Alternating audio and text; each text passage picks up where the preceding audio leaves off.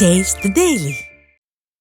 ராணிப்பேட்டை மாவட்டம் முத்துக்கடை பேருந்து நிலையம் அருகே நடைபெற்ற திமுக பொதுக்கூட்டத்தில் பொதுமக்கள் யாரும் கலந்து கொள்ளாததால் அமைச்சர் காந்தி அதிருப்தியடைந்தார். மேடைக்கு முன்பு போடப்பட்டிருந்த காலி இருக்கைகள் முன்பு திமுக அரசின் சாதனைகளை எடுத்துக் கூறும் நிலைக்கு அமைச்சர் காந்தி தள்ளப்பட்டார். இருக்கைகளில் உட்கார திமுக தொண்டர்கள் கூட குறைவாக இருந்ததால் நிகழ்ச்சியை ஏற்பாடு செய்த முக்கிய நிர்வாகிகள் ஏமாற்றமடைந்தனர். இதையடுத்து அமைச்சர் காந்தி சில நிமிடங்கள் மட்டுமே பேசிவிட்டு அதிருப்தியோடு மேடையை விட்டு புறப்பட்டுச் சென்றார்.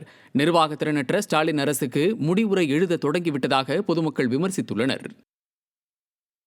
கடலூர் மாவட்டம் புவனகிரி அருகே 2 மணி நேரத்திற்கும் மேலாக ஏற்பட்ட மின்தடை காரணமாக பொதுமக்கள் அவதியடைந்தனர்.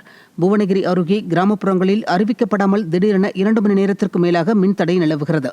எதிர்பாராமல் ஏற்பட்ட இந்த மின்வெட்டின் காரணமாக கிராம மக்கள் தங்களுடைய தூக்கத்தை தொலைத்து கொசுக்கடியில் தொல்லையை அனுபவித்தனர். மின் கட்டணத்தை உயர்த்த தெரிந்த உங்களுக்கு மக்களுக்கு இருட்டை நீக்கி வெளிச்சத்தை தர முடியாதா என மக்கள் கேள்வி எழுப்பியுள்ளனர். காஞ்சிபுரம் மாவட்டம் குன்றத்தூர் அருகே சேதமடைந்துள்ள மின் மாற்றியை சீரமைக்க கோரிக்கை விடுக்கப்பட்டுள்ளது. வைப்பூர் பகுதியில் உள்ள குடியிருப்புகளுக்கு மின் விநியோகம் வழங்கும் உயர் அழுத்த மின்மாற்றியின் மின்கம்பங்கள் கடுமையாக சேதமடைந்துள்ளது.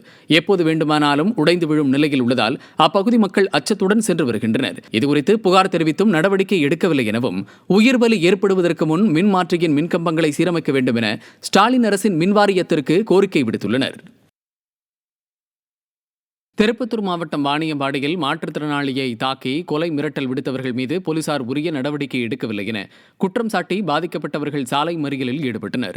திருமாஞ்சோலை பகுதியைச் சேர்ந்த மாற்றுத்திறனாளியான ஆறுமுகம் என்பவரை கடந்த 2 தினங்களுக்கு முன்பு அதே பகுதியைச் சேர்ந்த சிலர் வழி பிரச்சினை தொடர்பாக தாக்கி அவரது இருசக்கர வாகனத்தை சேதப்படுத்தியுள்ளனர். இதுகுறித்து வாணியம்பாடி நகர காவல் நிலையத்தில் புகார் அளித்தும் இதுவரை எந்த நடவடிக்கையும் எடுக்கவில்லை என பாதிக்கப்பட்ட நபரின் உறவினர்கள் சாலை மறியலில் ஈடுபட்டனர். திறனற்ற திமுக ஆட்சியில் ஏவல் துறை செயலிழந்துள்ளதாக பொதுமக்கள் குற்றம் சாட்டியுள்ளனர்.